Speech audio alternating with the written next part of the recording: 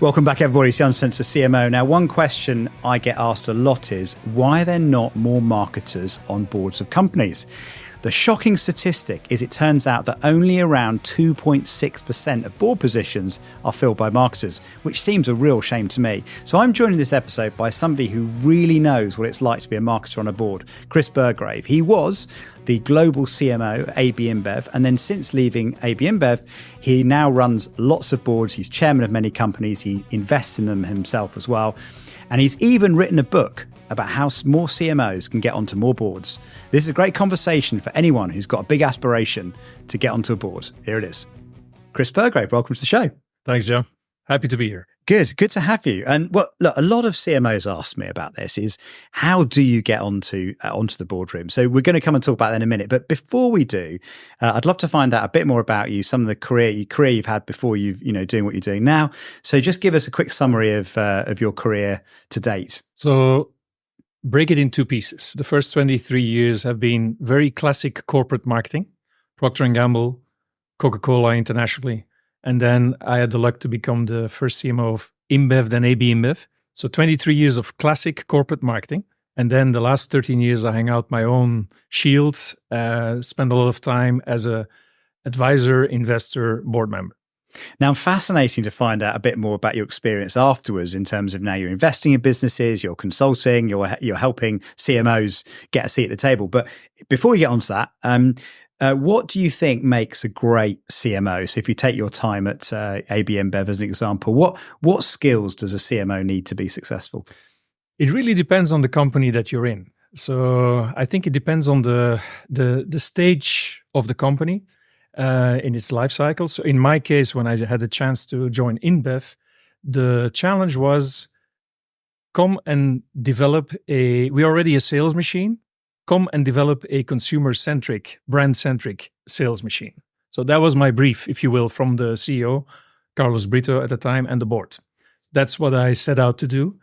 And then you have your big challenge, break that down into pieces, and it goes to first understanding how this machine works, how you influence it. It's a very disciplined, very numbers-driven machine in the case of InBev and AB InBev. So you need to speak financial language, you need to speak sales language, you need to speak data-driven language, because this is the culture of the company. So after understanding how it is, you translate a bigger vision of how I will get to this consumer and brand centricity into a language that they understand. And we set the whole wheel in motion over a number of years, and with success. Now, this is something I think people forget really about the CMO role. I mean, I haven't been on a board like you have at the scale. I've been on a small company board, maybe 20 million turnover, something like that. But what I did notice was you kind of make a switch from doing the work and being involved in the making of it and production of it and so on, to suddenly there's a whole different conversation when you get in the boardroom that's surprising. So I know we were chatting earlier, but I worked out that when I joined my first board, probably less than 10% of the conversations we ever had in the boardroom were about marketing. We covered kind of operations, finance, HR, legal. It was a lot more about the operational running of the company. And that was quite a surprise, because when you spent your career, in my case, maybe 20 years before that point, honing my skills in marketing, then I get into the boardroom and suddenly there's a different set of skills required. Well, you're right. And the thing is, when you become the CMO of a company, you're not a painter anymore. The analogy I would make is you're the manager of the atelier. And I sell the work of others. And I don't sell I ensure that they have input and output, but I'm selling outcomes. So ultimately, the board is interested in, we have a 500 or whatever it is now, 300 brand portfolio. And you're responsible to ensure that those brands are healthy, that they have sustainable pricing power. So what they're interested in is, show me in whatever form, in whichever way you can tell the story, that these brands are healthy and strong. So you need to speak the language of the board, translate the marketing input and output in outcomes, sell the work of the others. Again, I'm not doing the creative campaigns anymore, etc. I ensure that the impact of the work done by the entire team around the world on all the key brands gets documented, translated, sold, and hopefully then refunded again for the future. So you're constantly selling work from your team, reinvesting for the future, and building over time what is important for the board is a top intangible asset portfolio. Yeah. Now, it's interesting you use that point, sell. I think you're absolutely right, aren't you? Because actually your job is to represent the consumer where decisions get made in the boardroom, but also sell in what you're spending the company's money on. So how do you make a compelling case for investing in marketing in the boardroom? This is where probably everyone asks this question. Yeah. Well, the big argument I learned myself is you have this big ROI discussion. So wait, what dollar in, how much do I get back? I've learned that there's a very tricky discussion.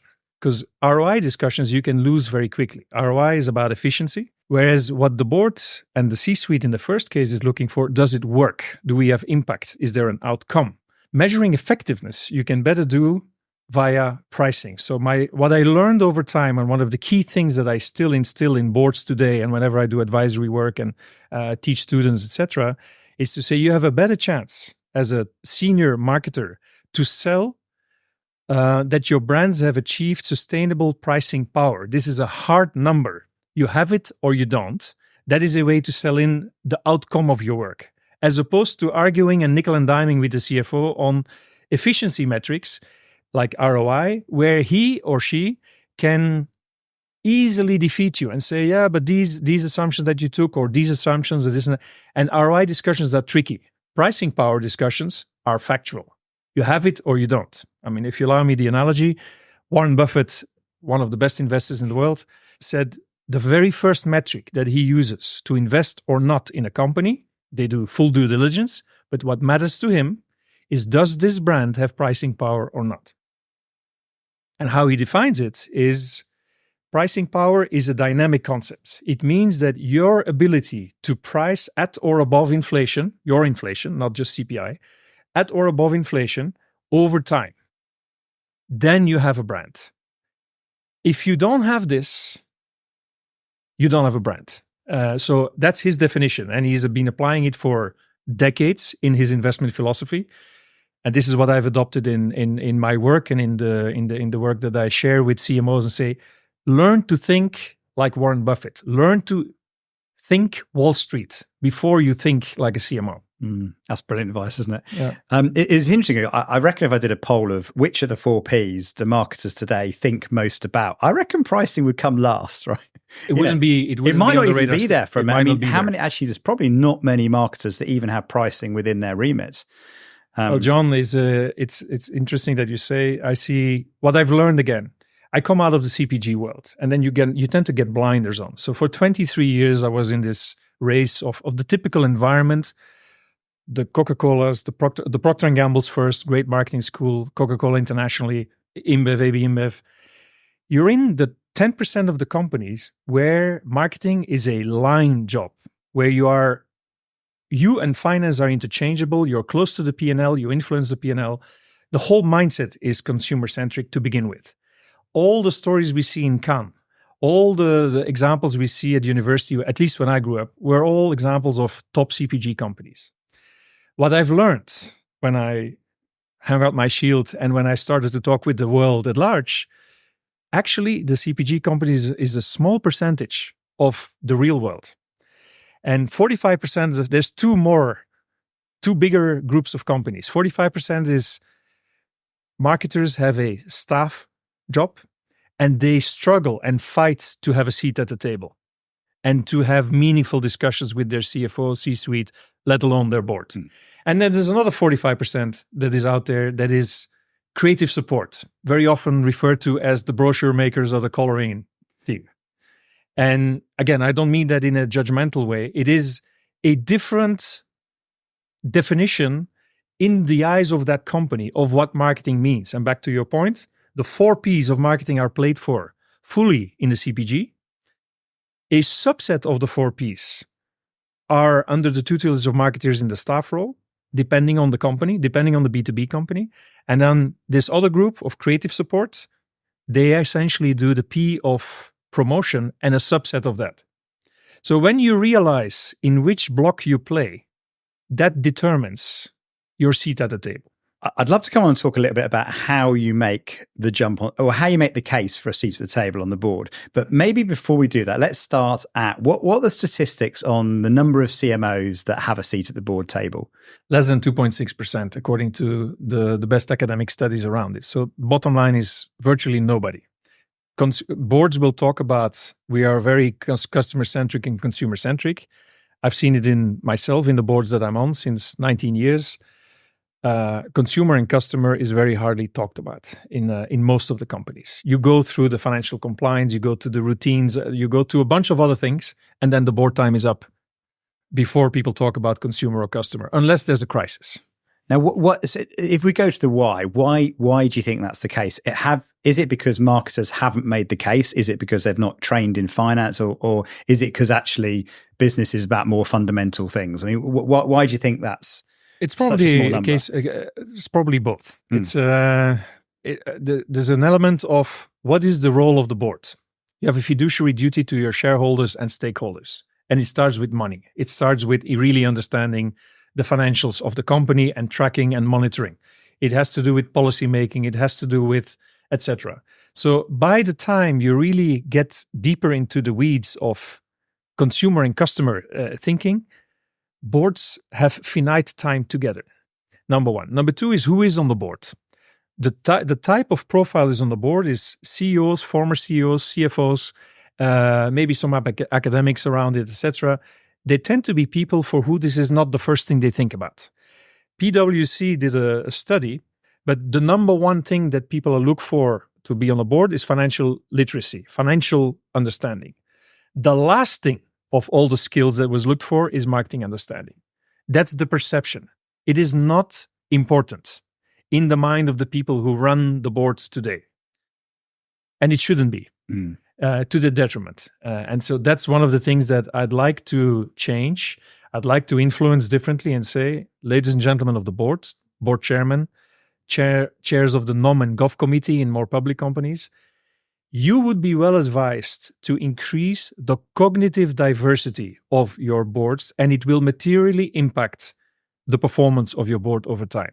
Now, marketers are ideally equipped to add that type of diversity to the board, but so could a top CIO person or CHRO person, etc. I'm making the case for the marketers as a former marketer, because I think we're ideally placed to do so, and we can come back why that is. But that's the key thing. We already have academic research that shows that boards with a marketeer are performing better on financial output than boards without. So there is the initial body of knowledge starts to be there. But that doesn't mean that overnight boards are going to shift and all of a sudden say, oh, my next board member is a marketer. It never happens. We've seen that in the case of gender with gender. We've seen it in the case of race. We've seen it in the case of age.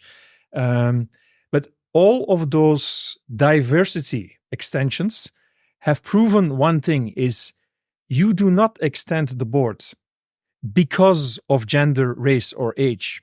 You don't hire it because he's a marketer. It's because it's a marketer that fits all what a good board member should be, and on top brings functional expertise that matters for the stage the company is in. Yeah.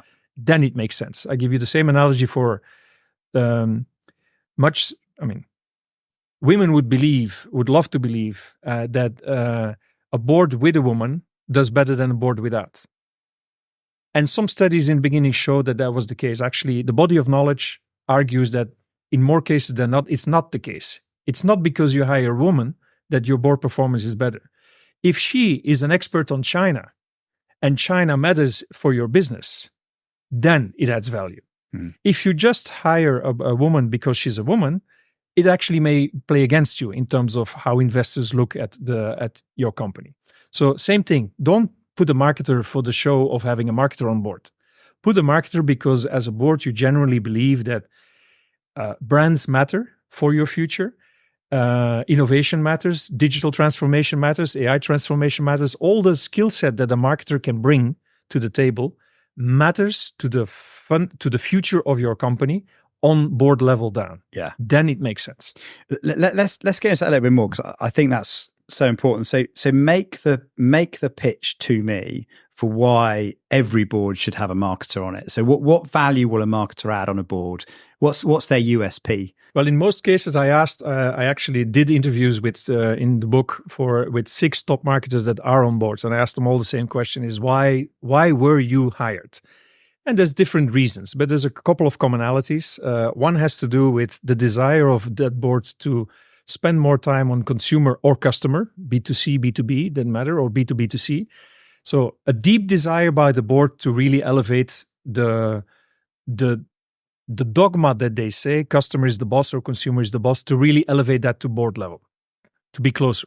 Second, what I found is that marketers tend to be naturally inquisitive and have an antenna for shareholder understanding. For stakeholder understanding, not just shareholder, stakeholder understanding. And as boards need to be more open in this dynamic open environment for different stakeholders, sensing this, what's going on, is a natural ability, because that outward centricity from a marketer, you can bring that outward thinking into a more insular board that tends to look at numbers, looks from inside out. Marketers will look outside in. So that's the second big piece. And then there's functional understanding like digital transformation, artificial intelligence, innovation, etc. Things that are come natural to senior experienced CMOs. They can bring that and elevate that to the board. Discussions on pricing power, for example, which tend never to be talked about in the board. So bring that Warren Buffett thinking and visualize it and storytell it in a board in a way that the board can and wants to understand, financial language. That's what I heard from top CMOs in boards they can bring to the party. There is room there. In a nutshell, what we would say is CMOs are great at understanding intangibles, right? And the world is moving from a tangible to an intangible economy. In fact, of the S&P, more than 85% of the value creation is driven by intangibles, by not anymore what you own, tangible capital, the factories, the this and that, but by your intellectual capital and by your relationship capital. CMOs are excellently placed to understand the ambiguity of intellectual and relationship capital and visualize and translate it on a board level. I mean, actually, it links to another Warren Buffett's quote about, brand being a moat, didn't he? He said the most important thing when it looks at a business is the impression of the brand in the mind of its audience, because actually that will give you competitive advantage over a long time. Because, technology and the fundamentals can be copied. I mean, in fact, more rapidly now than in the past, So supply chain or technology is less of a competitive advantage, but how your brand is in the mind of the consumer is something that takes years to build, doesn't it? And it takes years to build. And is also not always exact to quantify. I mean, again, the financial analysts thinks in betas and alphas and they like to have exact kind of measures. The fluidity of that moat is what you need to learn to appreciate. Yeah. But I think Wall Street, and particularly what we've seen in the inflationary times we are in, Buffett has a famous quote that says, if you haven't invested in your brand over the last years, then when the tide goes out, we will see who has been swimming naked. And his metaphor there was to say, guys, if you haven't invested in the brand, don't expect it to overnight being able to rescue. You will not be able to raise the price and protect the increase in costs that you have and pressures, the compression of your margin. Yeah. Will not be overnight be protected by increases in prices if you haven't invested in the equity that justifies the price increase. Yeah. So price is ultimately what you need to look at first and understand in marketing. As, by the way, the 4 Ps were invented to be. Yeah. So again, we're back to the future of Kotler. Marketers ignore pricing and the dynamic concept of pricing power at their peril. Yeah. Flip side is, if they understand it and they can infuse pricing power thinking in the C-suite and in the board, it will help them to get a seat at the table. I mean, old boss of mine used to have the lovely phrase, green numbers buy you freedom. And of course, if you can sustain price increases, that gives you more room in the P&L to actually invest back in your brand. So it's a virtuous circle. It's a virtuous circle. Yeah.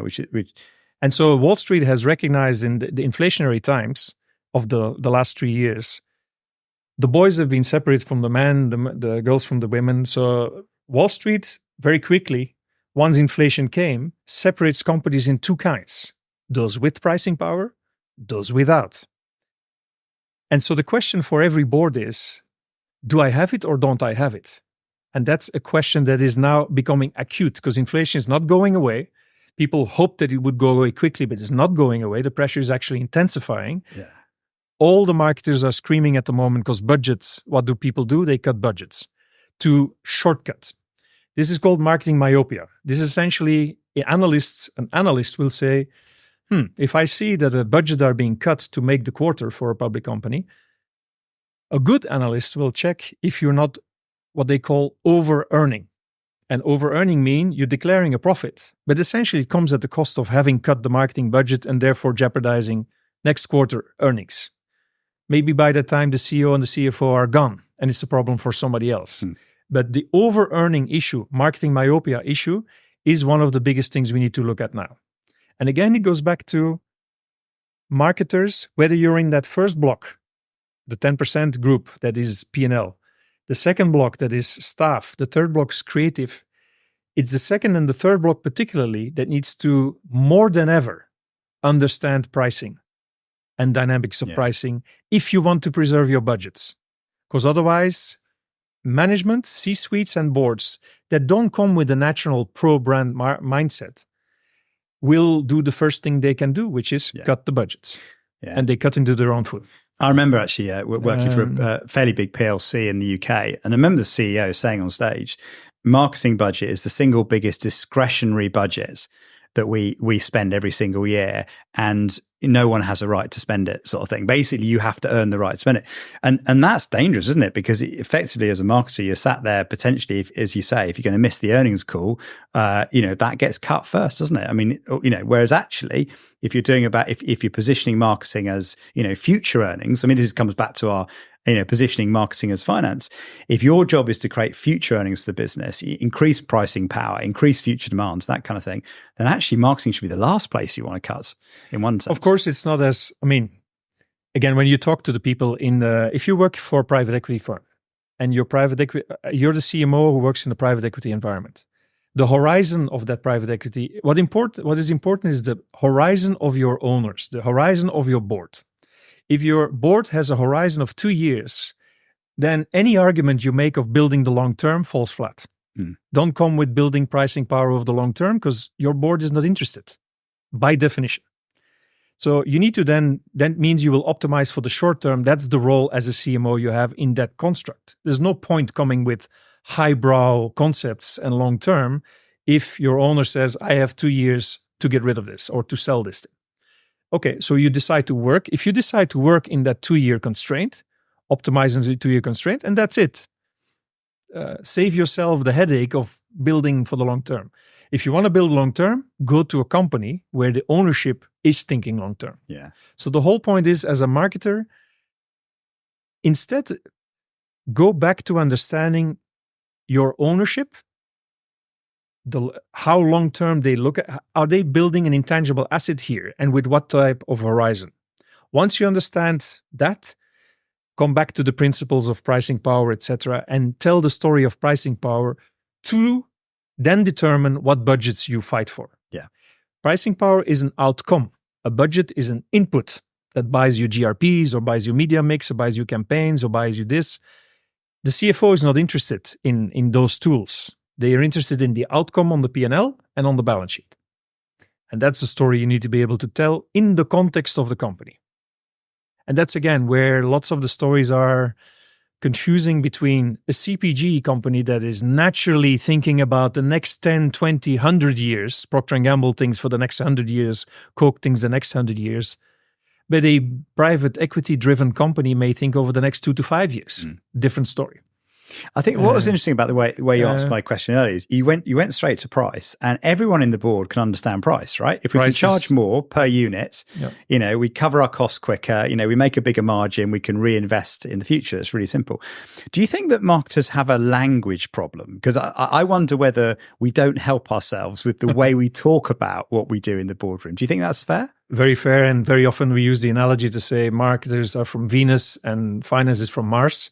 And the Mars versus Venus, actually, they're both from both. So the conclusion is finance is much more emotional than people think. If you look at an M&A document and buried in tons of charts with expensive Excel sheets, essentially is a bunch of assumptions around the yesterday, today, and the future, but it's a carpet deal. Ultimately, when you do an M&A, the value of a company is Oscar Wilde type. It's whatever a fool will pay for.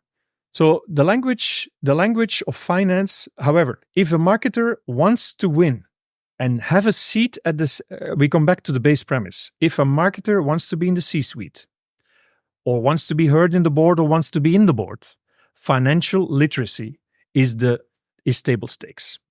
So most marketing people pride themselves in being experts in the P of promotion. What I'm arguing is be a generalistic one. So build your T skill. If you take your T-shaped skill set, become the best functional expert you can be across the 4 Ps, not just 1 P. Build your base of your T. Then to get into the C-suite, to get influence, and not on a baby seat, but in a serious seat. We'll come back to Tom Fishburne in a second.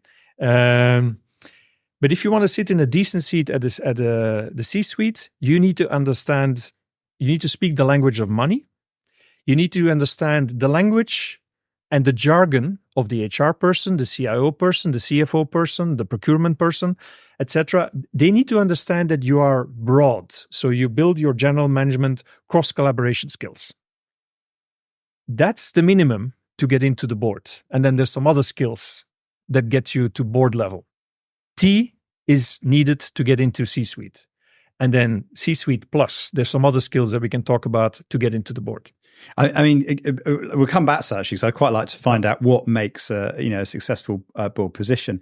But coming back to the language point as well, I found it very interesting because System One, where I have my day job, whenever we have our investor calls, the kind of questions I get back are different to what I expect. So, I assume I'm going to talk about the number of people that have listened to an episode, or the reports we've written about advertising, or the subscribers we have on the database. And often it's like, what's your cost per acquisition? How long does does a new customer typically last for? How many repeat buy? How many of them are there in a year's time? So it is very much the kind of it's very SaaS actually, isn't it? It's like, the last 10 years of kind of direct to consumer business, where it's understanding lifetime value of customers, your ability to retain customers. I was going to say acquire as well, and the cost of doing so. And you're right. And so actually has been a fusion from the B2B side, on the B2B marketers, and finance has infused the classic marketing language. Again, there's jargon that confuses the hell out of everybody. ZMOD, SMOD, FMOD. There's been new jargon has been created in the post-digital times to express how consumers interact with the new customer journey in a digital sphere.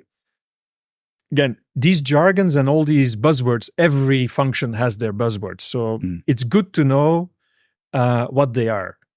But the storyteller in a marketer, if you're a good storyteller, you tell the story in the language of the person you tell the story to. So if that is the CFO, you need to express it in language they can understand. What the great thing that B2B, SaaS business, etc., has given us is language like cost of acquisition and lifetime value and all of that, and has become part and parcel of the general language. So use that appropriately, but add things like pricing power and everything else from that base, fantastic marketing knowledge, and train people in it. So top CMOs have an education challenge. They need to understand, what does my CFO, my C-suite understand about marketing? What is their definition of marketing? What is their definition of successful marketing? What language do they know and don't they know? And as I've done in my own career, for example, if I go back to InBev and AB InBev, we spend a lot of time training the C-suite and all the business unit leaders and the board. And we brought them back to school. We brought them back to school in top universities. We took them to Kellogg, to Stanford, to Harvard, all in marketing modules to create what we call one InBev and then one AB InBev way of marketing. So everybody knew what the InBev way of marketing or the InBev way of marketing was consisting of. every word was determined in there. So when we were in meetings, whether it was on a board level, C-suite level, or business unit level, zone level, everybody knew the idioms used. Everybody knew what KPIs we would look at and what they meant and how you could compare them. So you don't get lost in translation. So the point you're making is an excellent one, which is get to one language. Yeah. So fuse Mars and Venus in a way that they understand each other. Yeah. Another really interesting point you made actually there about, and should be a natural skill set of a marketer is kind of consumer insight, but also applying that internally. I had Jess Myers, who's the CMO of Very, which is a big retailer in the UK. And when she started her role at Very, she interviewed a vast number of stakeholders across the business and said, what do you think the biggest job of marketing, is needs to be? What do you think about what we currently do? What's keeping you awake at night? So I think another easy thing you can do as a marketer is just talk to the board, talk to shareholders, talk to senior stakeholders, and find out what matters, what language they use, what drives business success, that kind of thing. And that's back to that stakeholder outreach. So marketers pride themselves, think of the purpose wave that we've had, and it's valid. I'm not denying it. I always talk about purpose and pricing power as the whys of marketing. Combine, it's an and, not an or story. So don't just talk about purpose, talk about purpose and pricing power. Yet what marketers are good at is, as I said, stakeholder understanding. We do a lot of understanding of our consumer or customer. We are open to understand NGOs or nonprofits or a bunch of the stakeholders. The stakeholder we're most afraid of is our biggest, most important internal stakeholder called finance. And the reason is that many marketers feel uncomfortable when come on that field. They'll nag about it. They'll complain about the CFO not understanding them. But essentially, when I hear that comment, it means you need to deploy the same level of empathy as you do with everybody else. Find insights, determine what the insights is, what's not working, how can you get them on board, how do I convince this person? That means find insights as to why they're not buying. And it also means that I need to make an effort, particularly as a senior marketer, to understand P&L, to understand cash flow, to understand balance sheet. If you're afraid of the word intangible asset, or you don't know what goodwill means, or the various, if you can't read your own balance sheet of your own company, then you will never be able to succeed at the C-suite or at the board level. So it requires a willingness, an ability from the senior CMO to want to close the gap. Yeah. And I must say that I find that willingness only in a subset of CMOs.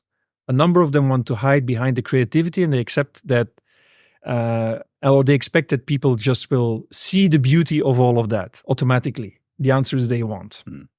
It's interesting because it's actually, it's not hard to get the information. So obviously in a public company, all the accounts are public. You can read the analyst reports, you can, you can read the news and so on. So it's not hard to get that information and position what you're doing inside the business get a coffee in with alignment with where the business is trying to go. I've asked so many CMOs, when is the last time you had a coffee with your CFO? Yeah. And then you get great examples of those who do and those who don't. And you see the difference in how successful they are. It's a simple human interaction. Spend the necessary time as a CMO. Don't,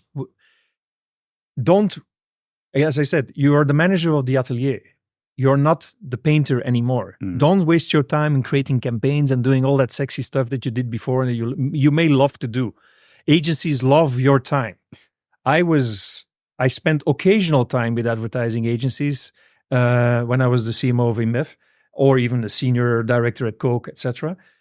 More and more, I spend my time on the internal selling the work, on outside talking to analysts, talking to investors, to get that perspective, to be able to sell the work and feed back into, oh, guys, this is where we need to course correct. Your role is finding great people in the atelier, ensuring they have all the material to paint with and do the right work, sell their work. Don't be the painter anymore. And I think lots of CMOs can't let go. Yeah, they love to spend time with the advertiser because it's sexy. They love to be times in meetings and still do the great commercial and be in Cannes and be on stage and be rewarded. Actually, I'm of a different kind. I prefer to be in the I prefer to win in the boardroom. Well, I remember saying to one of my teams that I led a few years ago is that actually my job is to give you air cover. So my job is to give you protection to be able to go and do the job you need to be doing and freedom to do it. And therefore, I'm going to take the heat. I'm going to have all the tough conversations. I'm going to be in the board to make sure that if you hear nothing, that's good. Right, because I'm basically giving you protection to allow you to go and do the right thing. The other analogy, which I might be stretching this a little bit, but I love that scene in Gladiator where he's going into the big arena, and he gets the advice. He says, "Win the crowd, and you win your freedom." And rather than fighting the monster directly on his own, he kind of gets the crowd behind him, and then he ends up kind of they end up cheering for him, and he kind of escapes. And I think in a way we need to see that the crowd or the boardroom as basically our license, as our freedom to be able to go and get permissions to do what we have to do. You're very right, and it translates in longevity in role. So a CEO typically is 8-9 years in role. The best marketers last half of that. CFOs are somewhere in the middle, between 4 and 9. Why is that? I mean, 4 years, I was 5-6 years in my role. You can do things over the longer term. But if you have to fight for your job, and it's 1 or 2 years, etc., you're going to go for the short-term promotional shortcut. And you will never do anything fundamental that drives the needle when it comes to building an intangible asset, a brand with pricing power. Yeah. If somebody says, I've been 1 year in the job and I've done a big promotion, okay, good, kudos to you, but you haven't built anything substantial over time. So when marketers start to love it, you love your environment, try to change it. In the case of that second and third block particularly, if you want to have a seat at the table, you're going to have to do a lot of heavy lifting to convince people. So change it, try to change it. If you can't change it, and you really want to be a top marketer in a company, leave it. Because if your ownership is not made for it or not designed for it or doesn't want it, after you've done it, given it your best shot, change it. Don't be frustrated. Don't be the hamster that keeps arguing or says, I'm looking at my budget being cut year after year after year after year and just nagging about it. So we've talked about, making the case for marketers at the top table, how marketers need to position themselves, how they need to talk in a finance way, do the consumer insight on the internal organization. Let's step it up a level to what makes a successful board member, though. Let's start with actually what do people on boards do? Because I sometimes wonder whether, people have this rose-tinted idea of, kind of, you're now the boss, you're now basically in charge of yourself kind of thing. But what's it like being on a board, and what's the role like compared to maybe the perception? It's a very good question, because indeed you get this, I hear from colleagues, people that are now CMOs, and they will often, you will hear the comment, once I retire, I'll go on boards. I'll get me a few boards. Yeah.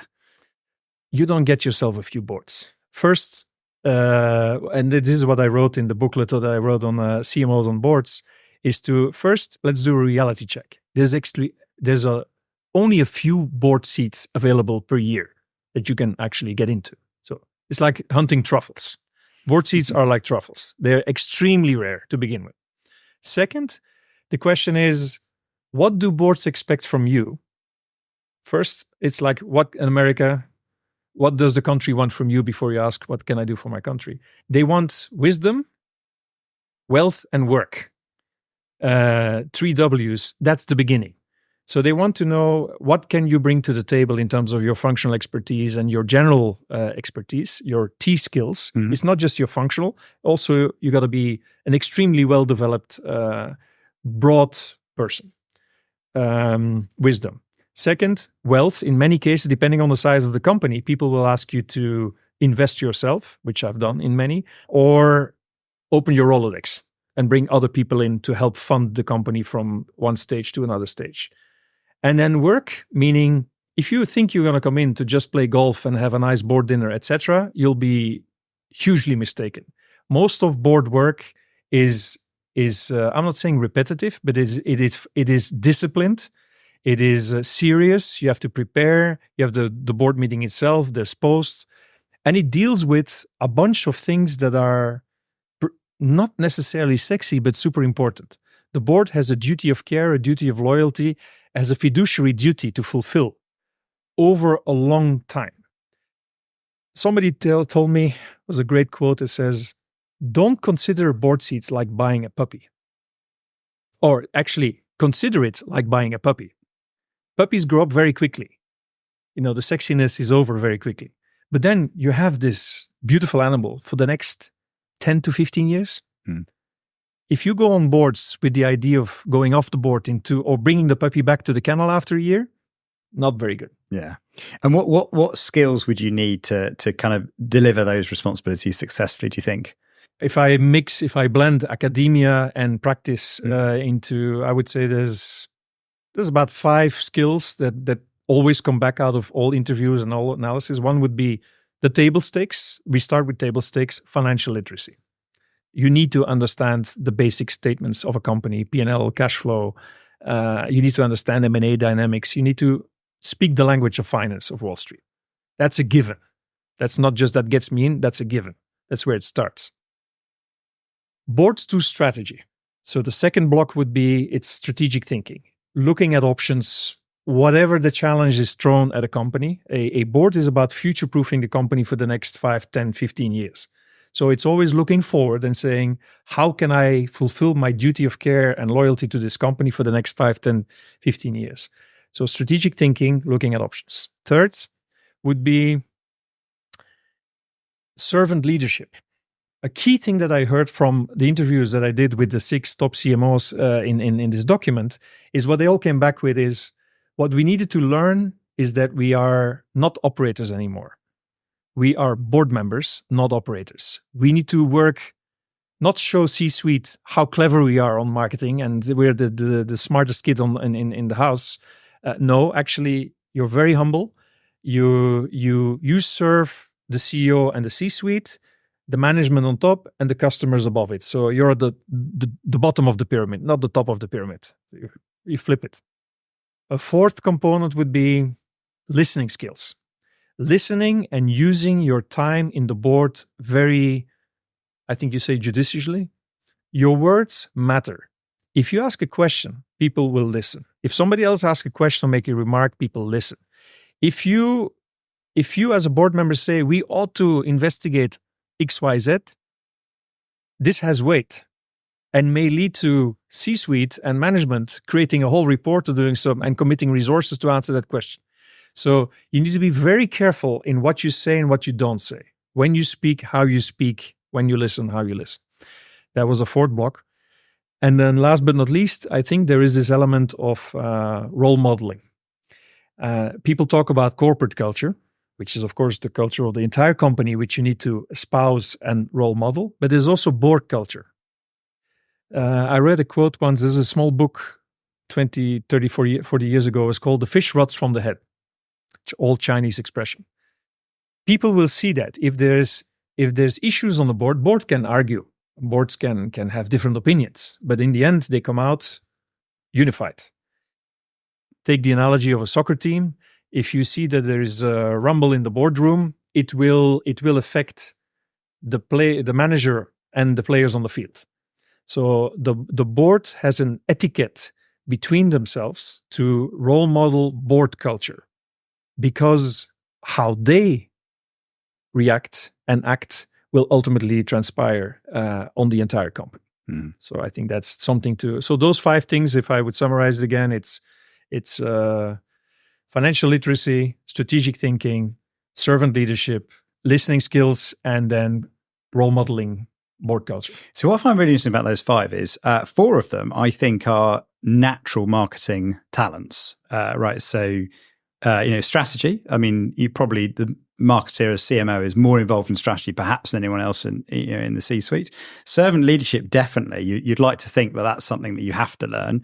Listening skills, obviously consumer insight, customer insight, listening to customers, getting feedback, and role modeling, hopefully as well. So the big one there, probably that is a bit unnatural to marketers, is financial literacy, which I remember you saying earlier was the number one criteria look for. So if there's anything to focus on as marketers, it's get nailed down. Although I'm being a bit critical of marketers, but equally, certainly in my career, I've had to create a lot of business cases for innovation or business cases for investment in a new factory, or justifying, what's the return on the latest creative campaign that we did.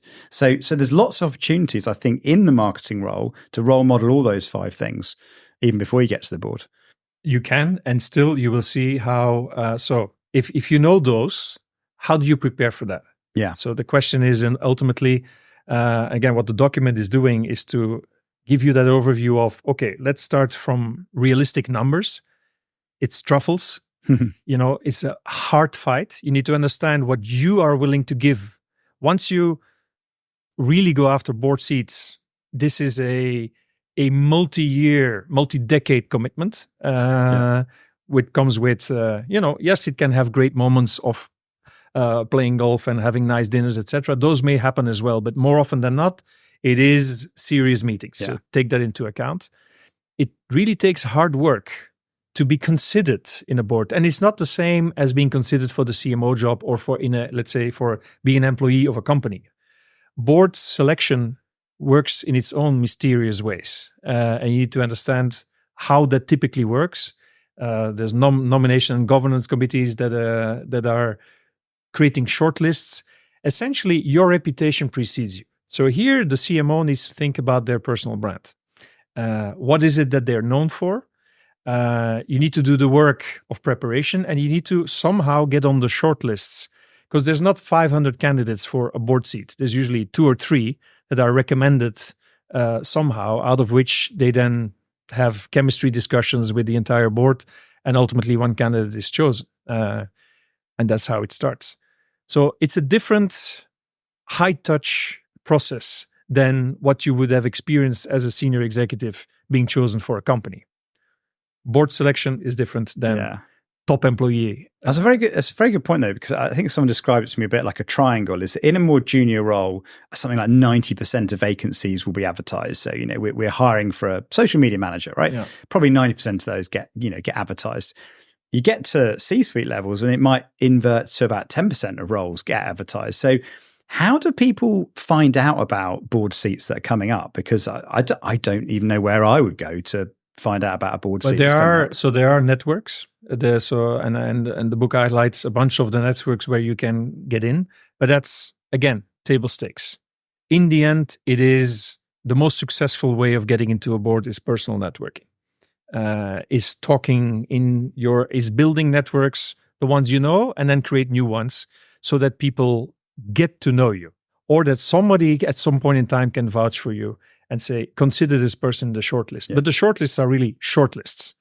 This is I would say it's probably analogous to the way a top soccer team, they will not be considering 500 people for the role of the manager of Manchester United or Liverpool. Yeah, there's a very short list of 5 people that you will select of.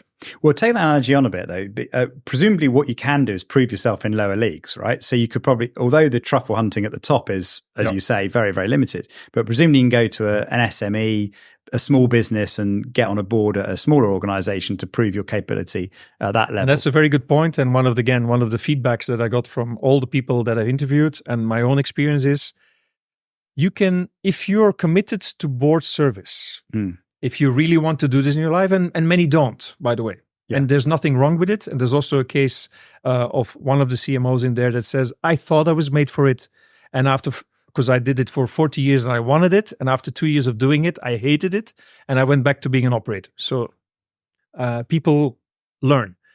But let's say to prepare yourself for it, the advice that people give is start playing board roles in the areas you know.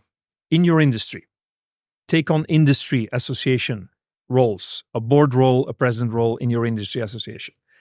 Look in your school system, in your own education system, whether it's high school, university, wherever, start playing a role in. Volunteer in NGOs or in nonprofits of your passion. Get in there, get to know.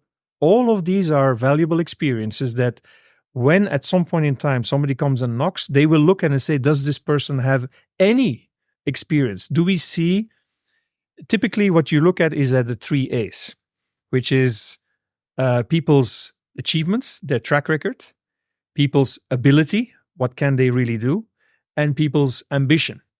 And how do you check ambition? is when you see in the past that they have done something.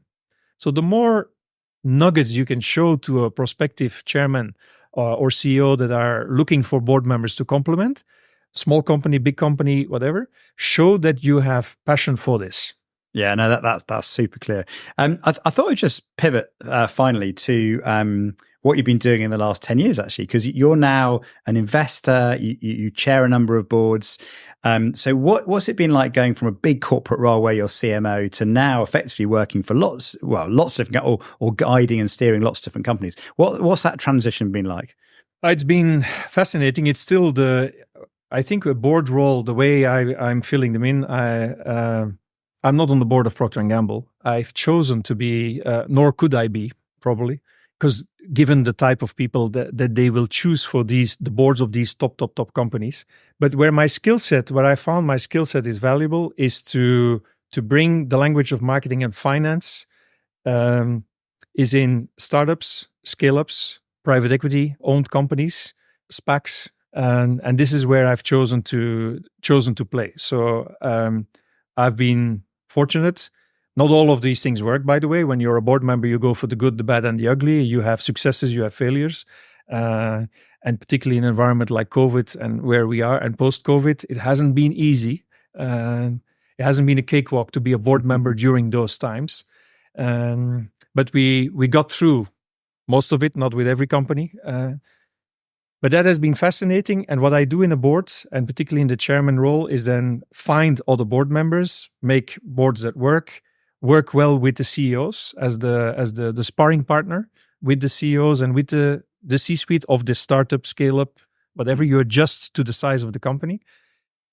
And in my case, what I do with them is you bring your marketing expertise, your brand building expertise. And in most of the companies that I'm in, we are building brands and I've been able to build brands, sell brands. So we sold a few companies as well. So I've had successes, I've had failures, and there will be some more successes and some more failures, inevitably, when you play into a high-risk area. I've chosen also to play in high-risk environments. So I'm not a board member of an existing bank. And I've had the chances to do that. I've chosen not to. I've chosen to be only board member in small, medium, or risky environments. And the reason is that I've learned for myself, this is who I am, I prefer to be pushed out of my comfort zone because that's the highest level of learning. This keeps you on your toes. You need to unlearn a lot of what you did before to be able to be successful, for example. I mean, and so there's a number of companies, and one thing leads to the other as well. When you're in this risky new environment, you're finding new opportunities. I give you one example. We created a company called Seaters.ai, which is Seaters is not, it plays in the world of ticketing, but it's not like Ticketmaster of Live Nation. So we don't sell tickets to consumers. We do guest management of the companies that have bought tickets. We help to optimize them, optimize the assets that they bought. For example, BNP Paribas is the biggest sponsor of Roland Garros tennis. All the BNP tickets that have been bought, we optimize them and ensure that the right person is on the right seat every single time. There's the Paris Olympics coming up. Seaters has the contract for the Paris Olympic Committee. We manage all of their tickets to ensure that the right person is going to sit on the right spot. That's one example. Now, this company, during COVID, lost all of its market. No sports events, no this, no that. We worked with our clients. They all stayed loyal because they like the technology. It's sticky. Now, coming out of this, we created a healthcare application from the same technology during COVID. So a vaccine in an arm, or a vaccine that gets lost is the same as a ticket that is then used for a game. We went to the Belgian government and said, you are opening vaccine centers, but half of the people are not showing up for their shot, and you have to throw away the vaccine at the end of it.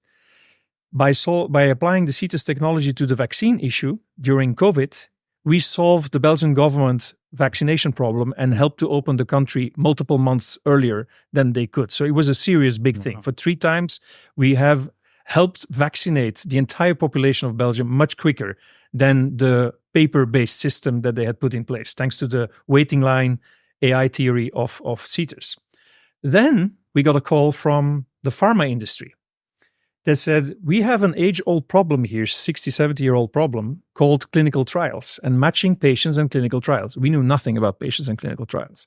They said, could this technology help? And long story short, we've created in the last 2 years a new company, a spin-off of CETRs, called CureWiki, Cure Together.